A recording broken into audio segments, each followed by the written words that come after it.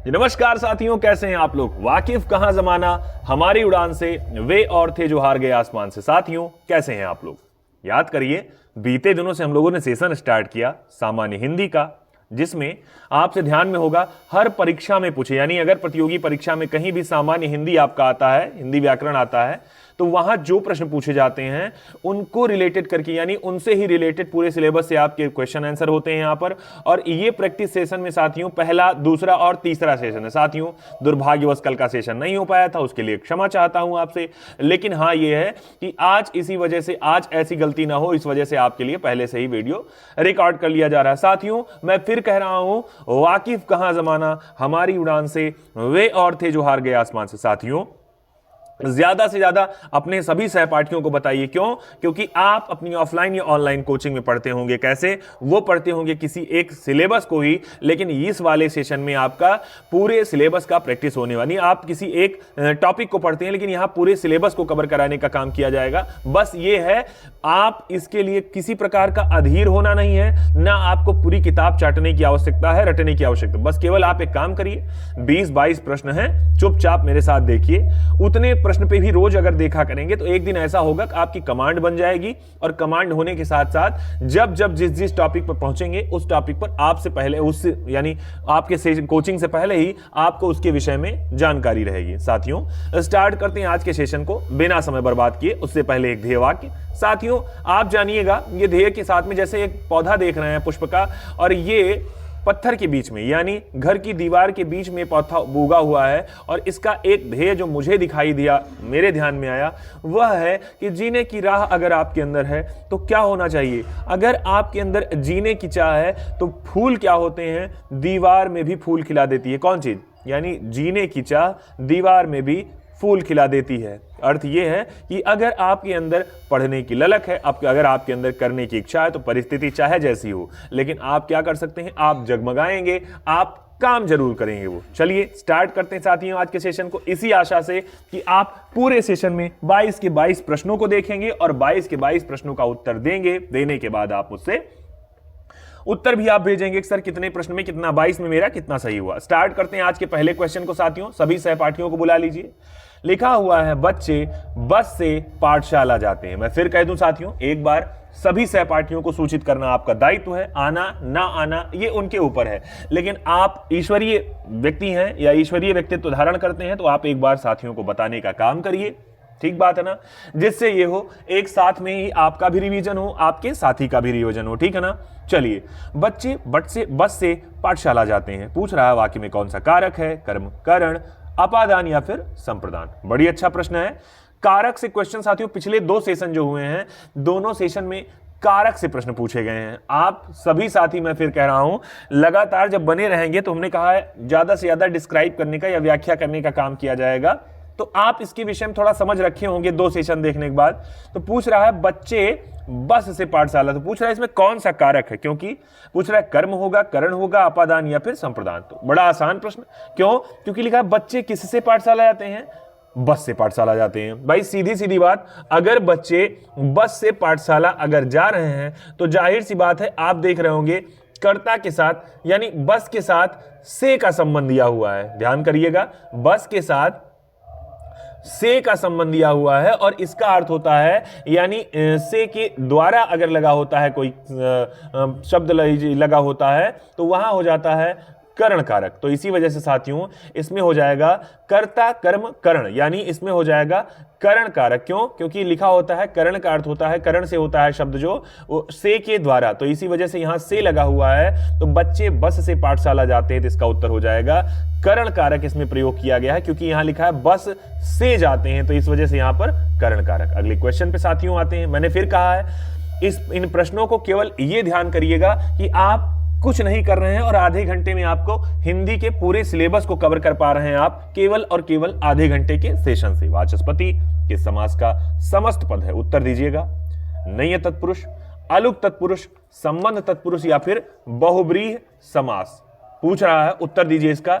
यानी ये प्रश्न आपका समास से दे दिया गया है और सभी साथियों को इसका उत्तर देना है। पूछ रहा है वाचस्पति किस समास का समस्त पद है, उत्तर दीजिएगा। 1 2 3 4 5 6 7 8 9 और 10। ध्यान करिएगा साथियों इसके विषय में, इसका उत्तर क्या हो जाएगा। तो अगर बात करेंगे यहां पर इस वाले प्रश्न की, तो यहां वाचस्पति दिया है, तो वाचस्पति का क्या हो जाएगा, वाचस्पति का होगा अलुक तत्पुरुष हो जाएगा इसका उत्तर। तो ये 2 नंबर प्रश्न का हो जाएगा उत्तर, बी वाला आंसर हो जाएगा राइट। ठीक बात है ना, लगातार बने रहिएगा। मैं फिर कह दूं एक बार, अपने मन में भी ध्येय पालिएगा कि ध्येय मंदिर की दिशा में पग सदा बढ़ते रहें, हृदय में नव शुचिलता नित्य पल्लवित तो होती रहे। खूब ध्यान से पढ़िएगा और काम करिएगा अगले 22 प्रश्नों पे। तो वाचस्पति में कौन सा तत्पुरुष है, अलुक तत्पुरुष। साथियों अगर हम आपसे थोड़ी सी बात अगर समास की करें, तो समास के विषय में आप जानते होंगे, यानी जैसे संधि होता है वैसे समास होता है, यानी संधि विच्छेद होता है, लेकिन समास जो होता है ये संक्षेप। कई परीक्षाओं में पूछ लेता है समास का अर्थ क्या होता है, तो आप याद करिएगा समास का अर्थ होता है सर संक्षेपीकरण होता है ये समास का अर्थ। ठीक बात है ना, तो आप ध्यान कर लिए इसके विषय में,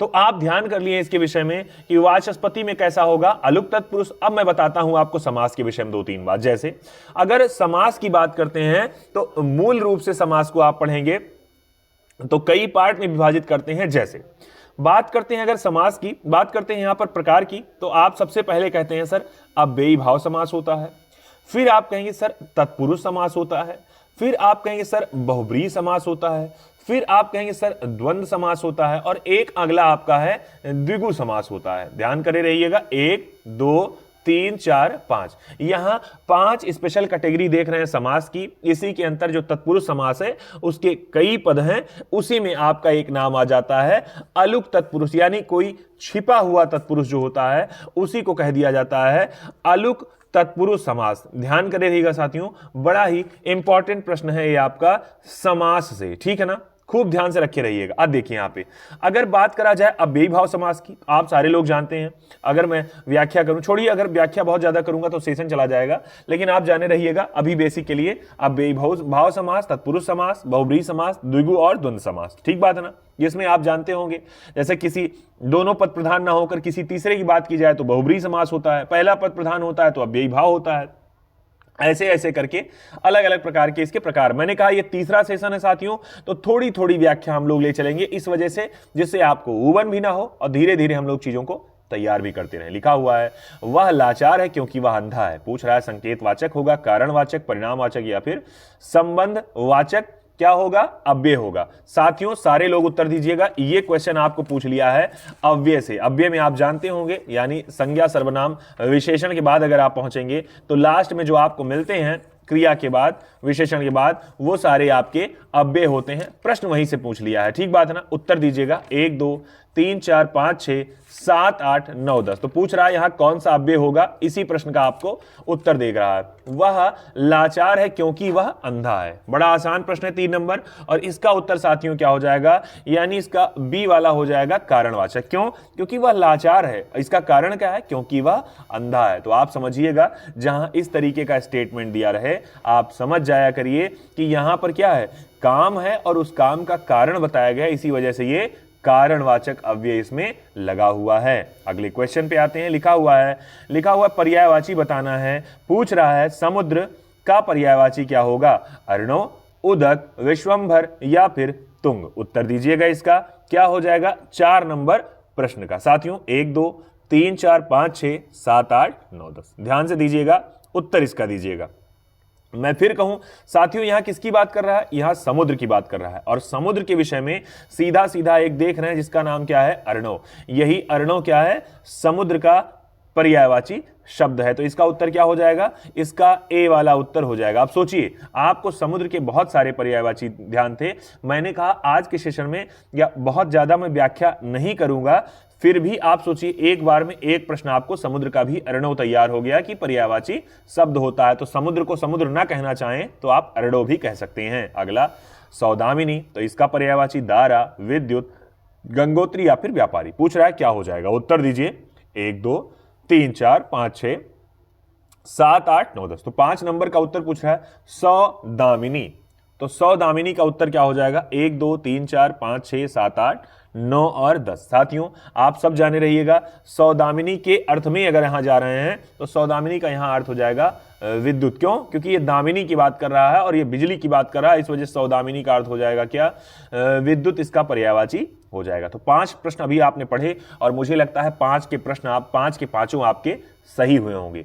हुए हैं तब भी अच्छी बात, नहीं हुए हैं तब भी आपके लिए अच्छी बात। इस वजह से है कम से कम आपको सीखने का मिला। और विद्यार्थी का अर्थ होता है सीखने वाला, यानी जो खूब सीखना चाहता है वही विद्यार्थी है और जो सीखने के लिए उत्सुक रहता है वही भी विद्यार्थी है। ठीक है ना? अगले क्वेश्चन पे पूछ रहा है संरचना शब्द के लिए पर्यायवाची शब्द बताना है। संगठना या फिर रचना विन्यास या उद्भावना या विरचित या फिर रचना विन्यास। पूछ रहा है संरचना का पर्यायवाची, कौन सा पर्यायवाची शब्द अनुचित पूछ रहा है। उत्तर दीजिएगा 1 2 3 4 5 6 7 8 9 10। पूछ रहा है संरचना का, पूछ रहा है क्या पर्यायवाची शब्द नहीं होगा। 1 2 3 4 5 6 7 8 9 10। साथियों अगर आप संरचना के विषय में देख रहे हैं तो इसके उत्तर में अगर कहेंगे सर संगठना, तो संगठन भी है, विरचित भी है, रचना विन्यास भी है, जबकि एक उत्तर जो उद्भावना है यही इसका उत्तर नहीं होगा, यानी यही अनुचित हो जाएगा किसके लिए? संरचना शब्द के पर्यायवाची में। ठीक बात है ना? अगले क्वेश्चन पे आते हैं। बहुत बढ़िया, लगातार बने रहिए मेरे साथ। लिखा है रौद्र रस का स्थायी भाव क्या होगा? क्रोध, भय, उत्साह या फिर विस्मय। उत्तर दीजिए 1 2 3 4 5 6 7 8 9 10। साथियों बीते दिन के जो सेशन हुए हैं उन दोनों प्रैक्टिस सेट को आप नहीं देखे, मैं फिर कह रहा हूं, तब आप जाके देखिएगा। कारण इस वजह से है क्योंकि सिलेबस जो फुल सिलेबस है उसमें आप पिछले वाले सिलेबस में देखा आपने पर्यायवाची पूछा गया, विलोम पूछा गया, कारक पूछा गया, संधि विच्छेद, समास पूछा गया। यहां आप रस के भी विषय में पढ़ रहे हैं, रस भी पूछा जा रहा है। ठीक है ना? तो इस वजह से मैं कह रहा हूं पिछले सेशन को साथियों जरूर देखिएगा। यहां पूछ रहा है रौद्र रस का स्थायी भाव। आप सारे लोग जानते हैं रसों का अगर मेन कुछ होता है तो वो अस्थायी भाव ही होता है। ध्यान करे रहिएगा, अस्थायी भाव का अर्थ होता है यही एक प्रकार का प्रधान भाव होता है। ठीक बात है ना? इसका नाम होता है अस्थाई भाव। ठीक बात है? तो इसका पूछ रहा है अगर रौद्र है तो इसका अस्थाई, रौद्र रस का अस्थाई भाव क्या हो जाएगा? तो क्या क्रोध होगा, उत्साह होगा, भय होगा या फिर विस्मय होगा? आप सभी लोग आसानी से लगाएंगे। यानी रौद्र भगवान शंकर, तो रौद्र वो रूप कब रखते थे? जब उनको क्रोध आता था ना। तो इसका ए वाला ऑप्शन हो जाएगा राइट ऑप्शन। साथियों मैं फिर कह दूं, अगर रस की बात करते हैं तो ध्यान करे रहिएगा, रस के विषय में जब भी ध्यान में आएगा और आपसे रस की व्याख्या जब भी पूछी जाएगी तो आप जाने रहिएगा रस के विषय में, तो रस में ऑप्शन 9 11 या फिर 8 मिले तो आपको 9 का चयन करना है। ठीक बात है ना? और मैं साथियों बात करूं तो जैसे आपका हो गया श्रृंगार रस, करुण रस, रौद्र रस, अद्भुत रस, शांत रस, भक्ति रस, हास्य रस, वीर रस, भयानक रस, विभत्स रस और अंत में आपका वात्सल्य रस। यानी ये कुल मिलाकर आप रस पढ़ रहे हैं और आप जानिएगा जितने रस हैं उनके उतने ही अस्थाई भाव हैं। जैसे जब श्रृंगार होता है रस तो वहां होता है कौन सा स्थायी भाव? रति नामक अस्थाई भाव की वजह से श्रृंगार रस पैदा होगा। अगर करुण रस होगा तो करुण की वजह से शोक नामक अस्थाई भाव। उसी तरह से रौद्र होगा तो क्रोध नामक अस्थाई भाव। ठीक बात है ना? ध्यान करे रहिएगा। मैंने कहा मैं प्रयास करूंगा, अभी अव्यवस्थाएं हैं कि मतलब मैं इंग्लिश केवल लिख रहा हूं। जैसे जैसे व्यवस्थाएं ठीक होंगी आप इतना जानिए, आप जितना तैयारी करते होंगे इंग्लिश हिंदी की उससे बढ़िया आपको यहीं आधे घंटे के सेशन में सब कुछ मिलने वाला है। तो अलग से आपको रटने की आवश्यकता नहीं है। देखिए हिंदी के विषय में ऐसे होता है, चूंकि हम लोग हिंदी भाषी विद्यार्थी हैं तो इस वजह से बड़ी रुचि रहती है। लेकिन आप इतना जानिए, अगर आप किसी एक पुस्तक को भी फॉलो करेंगे या डेली प्रैक्टिस सेट हल करेंगे हिंदी का, तो आप देखिएगा आपको हिंदी ऐसे ही सारी तैयार हो जाने वाली है, क्योंकि हिंदी हमारी मातृभाषा, राजभाषा सब कुछ है। ठीक बात है ना? अगले क्वेश्चन पे पूछ रहा है सत्शास्त्र का उचित विच्छेद निम्न में से कौन सा? सत्शास्त्र जैसे बोलते हैं आप लोग, तो उत्तर दीजिएगा 1 2 3 4 5 6 7 8 9 10। संधि विच्छेद में पूछ रहा है सत शास्त्र पूछा है, इसका संधि विच्छेद होगा या फिर सच शास्त्र होगा या सत शास्त्र या फिर सच शास्त्र होगा। उत्तर दीजिए 1 2 3 4 5 6 7 8 9 10। नई बात बताऊं साथियों, यहां जब हलंत लगा रहता है तो इसका अर्थ होता है आधा चा, आधा ता, आधा चा या फिर आधा ता। यानी ये पूरे ता की बात नहीं है, उसका आधा है। ठीक है ना? तो इसका उत्तर साथियों क्या हो जाएगा? 8 नंबर प्रश्न अगर पूछ रहा है तो इसका उत्तर साथियों यानी रहिएगा सतधान शास्त्र, यानी ता के साथ जब शा मिल रहा है तो वहां पर छा का उच्चारण हो रहा है, व्यंजन संधि का उदाहरण है। ध्यान करे रहिएगा साथियों, हमने जब संधि की बात पिछले सेशन में की थी तो मैंने कहा था संधि क्या होता है, संधि का अर्थ होता है मेल, यानी अगर कोई चीज मिल रही तो उसका मतलब संधि है, और विच्छेद यानी किसी चीज को अलग किया जा रहा है तो इसका मतलब संधि विच्छेद हो रहा है। अगर साथियों संधि की बात करेंगे तो संधि में 3 स्वर और व्यंजन और तीसरी विसर्ग संधि, ये आप हिंदी की संधियां पढ़ते हैं, ध्यान करे रहिएगा। अच्छा, लेकिन अब हिंदी में 3 के बाद आप पढ़ेंगे तो सबसे मेन आपकी स्वर संधि ही होती है, जिसमें आप देखेंगे तो आपको दीर्घ स्वर संधि मिल जाएगी, गुण स्वर संधि मिल जाएगी, यण स्वर संधि मिल जाएगी, वृद्धि स्वर संधि मिल जाएगी और अयादी स्वर संधि मिल जाएगी। साथियों मैंने कहा मेरी आवाज पे ही जाइएगा, क्यों? क्योंकि मैं उंगली से लिखने का प्रयास कर रहा हूं, केवल आपके चीज सहयोग के लिए। मैं फिर कह रहा हूं जल्दी ही व्यवस्थाएं ठीक हो जाएंगी, बस ईश्वर का आशीर्वाद है। और ध्यान किए रहिएगा कि नाम गुम जाएगा, चेहरा ये बदल जाएगा, लेकिन मेरी आवाज ही पहचान है, अगर आपको याद रहे, ठीक है ना। अगले क्वेश्चन पे जरूर याद रहे कि भाई ईश्वर का आशीर्वाद ऐसा है। पूछ रहा है किस छंद का प्रथम व अंतिम शब्द एक सा होता है? पूछ रहा है उत्तर कुंडलिया, रोला, सोरठा या फिर दोहा। साथियों यहां जो क्वेश्चन पूछ लिया आपसे, यहां छंद से पूछ लिया। सोचिए रस छंद के अलंकार हम लोग पढ़े थे, अब छंद पर भी हम आ गए हैं। उत्तर दीजिएगा क्या हो जाएगा? 1 2 3 4 5 6 7 8 9 10। अगर साथियों प्रथम और अंतिम छंद की बात करें, समझ रहे हैं ना, अगर प्रथम और अंतिम छंद की बात करें तो आप जाने रहिएगा वहां हो जाता है क्या, वह छंद होता है कुंडलिया के विषय में। क्यों? पूछ रहा है प्रथम और अंतिम शब्द समान होता है, तो ये कुंडलिया शब्द याद करे रहिएगा। अगर कुंडलिया के विषय में आप नहीं जानते हैं तो जब आप विषम मात्रिक छंद आप पढ़ते हैं, मुझे लगता है हाँ विषम मात्रिक, अगर विषम मात्रिक छंद पढ़ते हैं तो वहीं पर आपको कुंडलिया मिलता है। आप इसके विषय में जानते हैं कि इसमें क्या होता है, दोहा होता है और रोला, यानी दोहा और रोला इसमें शामिल होता है। इसमें होता है जो पद एकदम स्टार्ट में आता है वही पद एकदम लास्ट में भी आता है, ठीक बात है ना। ध्यान कर रहिएगा, तो ये कुंडलिया होता है, कुंडलिया छंद। और अगर पूछे आपसे तो कुंडलिया कैसा छंद है, तो ये विषम मात्रिक छंद है। कई बार पूछा जाता है एग्जाम में आपके, विषम मात्रिक छंद है और इसमें क्या शामिल होता है, तो दोहा और रोला शामिल होता है, और जो पहला पद होता है वही इसमें क्या होता है, अंतिम शब्द भी होता है ना।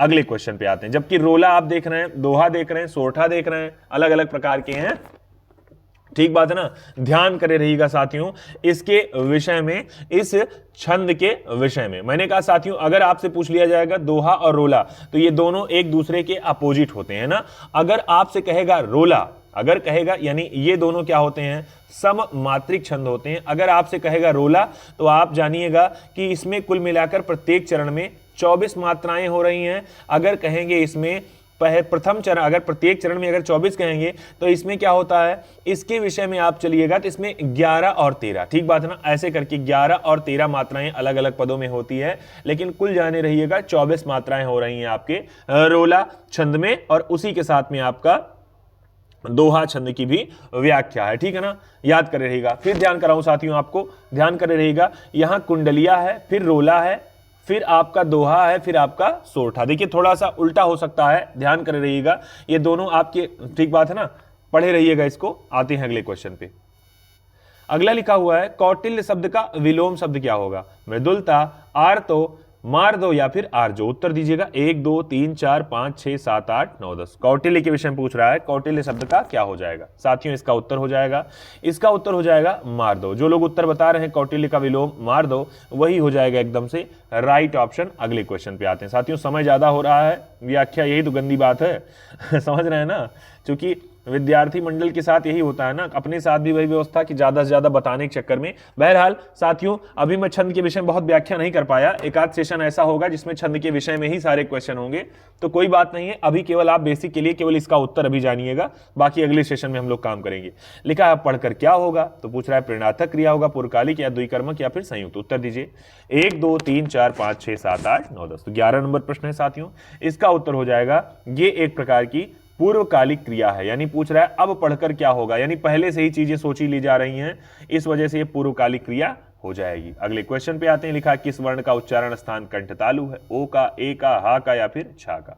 1 2 3 4 5 6 7 8 9 10। उत्तर दीजिएगा, इसका उत्तर साथियों क्या हो जाएगा?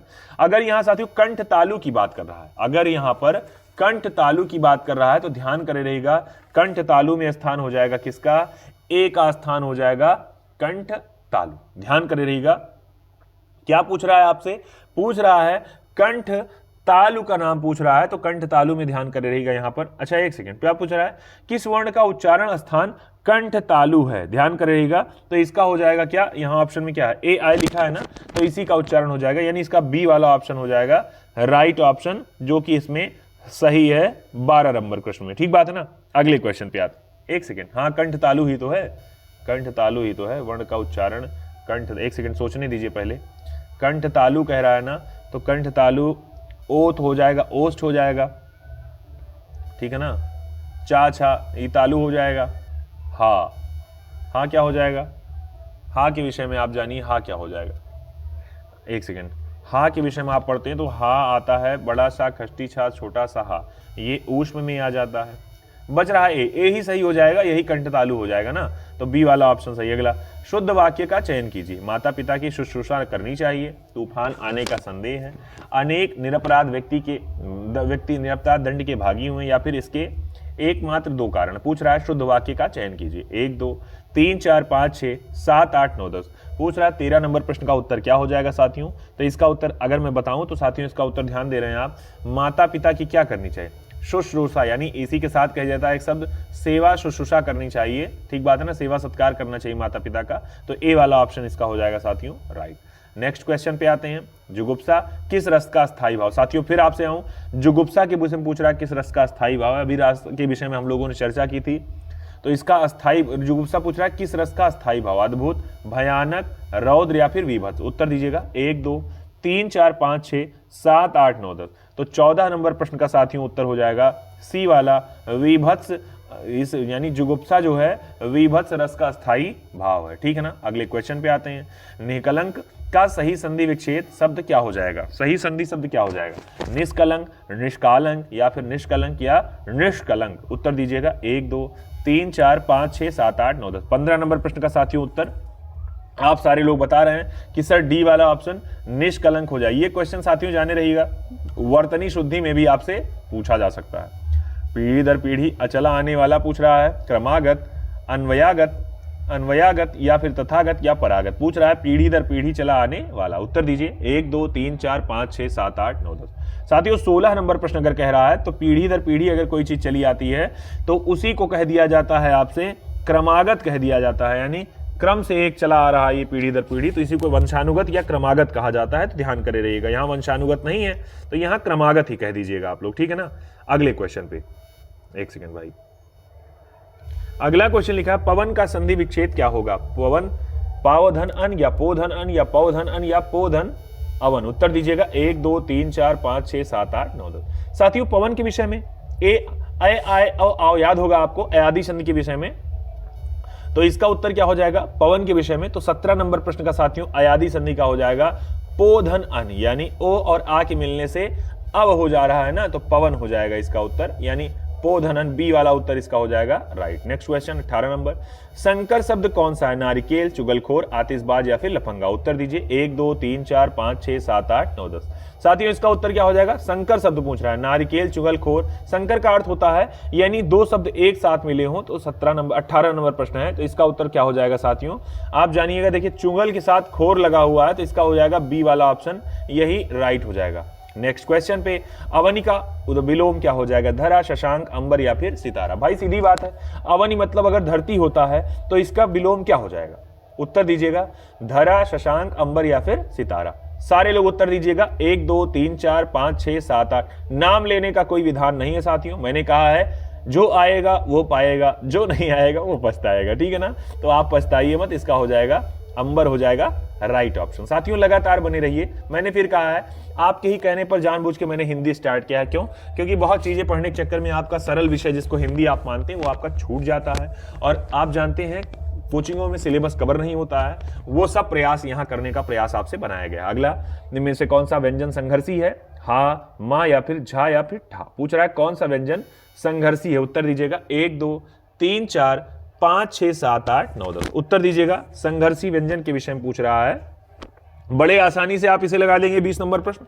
तो साथियों देख रहे होंगे चा छा झा, यानी आप देखे होंगे संघर्षी के स्पर्श या संघर्षी के विषय में, तो पूरा पा वर्ग तक यानी आप कहेंगे पाफा बाभा मां तक के, यानी का से लेकर के मां तक सब आपके व्यंजन किसमें आते हैं, संघर्षी में। तो इसका झा वाला यानी सी वाला हो जाएगा राइट। नेक्स्ट क्वेश्चन, शुद्ध वाक्य का चयन करना है। इस ग्रंथ का निर्माण तुलसीदास ने किया। समाज की वर्तमान दशा चिंताजनक है। मैंने तरह तरह के रेशम के कपड़े पसंद किए। तुम्हारी दृष्टि तुम्हारी पुस्तक पर होनी चाहिए। क्या हो जाएगा शुद्ध वाक्य, उत्तर दीजिए। 1 2 3 4 5 6 7 8 9 10, जल्दी बताइए 21 नंबर प्रश्न का सही क्या हो जाएगा, बता ले जा रहे हैं साथियों, जल्दी बताइए। बहुत बढ़िया, बहुत बढ़िया। इसका उत्तर जो बता रहे हैं सर ए वाला ऑप्शन, यानी इस ग्रंथ का निर्माण किसने किया है, तुलसीदास ने किया। जबकि लिखा समाज की वर्तमान दशा चिंताजनक है, या मैंने तरह तरह के रेशम के कपड़े पसंद किए, तो ये अलग अलग बात है। यहां शुद्ध वाक्य हो जाएगा इस ग्रंथ का निर्माण तुलसीदास ने किया है। तो 21 नंबर प्रश्न का साथियों उत्तर हो जाएगा ए वाला ऑप्शन शुद्ध वाक्य। अगले क्वेश्चन पे शुद्ध वाक्य का चयन कीजिए। मध्यकालीन युग में कलाओं की बहुत उन्नति हुई है। साहब ने कहा है कि किसी को अंदर ना आने दिया जाए। इस समय मोहन की आयु 20 वर्ष है, या वे चाहें भले ही ना आए पर तुम्हें आना होगा। इसके विषय में पूछ रहा है साथियों। 22 नंबर प्रश्न का क्या हो जाएगा उत्तर, 1 2 3 4 5 6 7 8 9 10। साथियों इसका उत्तर दीजिएगा। 22 नंबर प्रश्न का क्या हो जाएगा उत्तर, और बहुत बढ़िया सारे लोग बता रहे हैं, सारे लोग कि 22 नंबर का साथियों डी वाला उत्तर हो जाएगा। वे चाहें भले ही ना आए पर तुम्हें आना होगा। याद करिए निमंत्रण का सीजन चल रहा है, मम्मी आवे चाहे ना आवे लेकिन तो का भैया आवे। खैर साथियों मैं फिर बता दूं, ये पूरी प्लेलिस्ट तैयार है। प्लेलिस्ट पे आप जाएंगे अपने YouTube चैनल पर, इस पर विज्ञान प्रौद्योगिकी, हिंदी के विषय में, ये GS के विषय में, स्टैटिक जीके, सीटेट पे, ये अलग अलग तरीके से कंटेंट। साथियों मैं फिर कह रहा हूं, ये सेशन उन सभी विद्यार्थियों के लिए जो किसी भी परीक्षा की तैयारी करते हैं। तो ये मत सोचिएगा कि केवल आप SSC के हैं या केवल आप शिक्षक भर्ती के हैं, तो आपके सबके लिए है जहां जहां हिंदी पूछा जाए। साथियों ये नया सेशन हमने स्टार्ट किया है करंट इन शॉर्ट या स्टैटिक या GS इन शॉर्ट का, जिसमें आप देख रहे होंगे अभी SSC वालों के लिए 2 सेशन मुझे लगता है छोटा छोटा, चूंकि छोटे सेशन में बहुत हो ही नहीं पाता है, स्पीड बढ़ानी पड़ती है बाद में ना, और फिर कुछ नहीं समझ में आता है। इसी वजह से जैसे असम के लोक नृत्य हो गए, आंध्र प्रदेश के लोक नृत्य हो गए, अब ऐसे ही आपके लिए छोटे छोटे स्टैटिक जीके, जैसे एक विद्यार्थी था उसने कहा था सर स्टैटिक जीके कवर करा दीजिए, तो ये कवर कराने का प्रयास किया जा रहा है। आप सभी साथियों का इस पर इसमें खूब मिलना चाहिए, और आप लोग कमेंट सेक्शन में कमेंट अपना जरूर किया करिए, क्योंकि वही अपने लिए प्रेरणा होता है, वही अपने लिए पुनर्बलन होता है। साथियों फिर से ध्येय वाक्य मैं फिर कह रहा हूं कि अगर जीने की चाह है तो दीवार में भी फूल खिल सकते हैं या खिल जाते हैं, ठीक है ना। बाकी आज के लिए इतना ही। आपने इतना सहयोग किया, आपका बहुत बहुत धन्यवाद। जय हिंद, जय भारत, वंदे मातरम, शुभ रात्रि।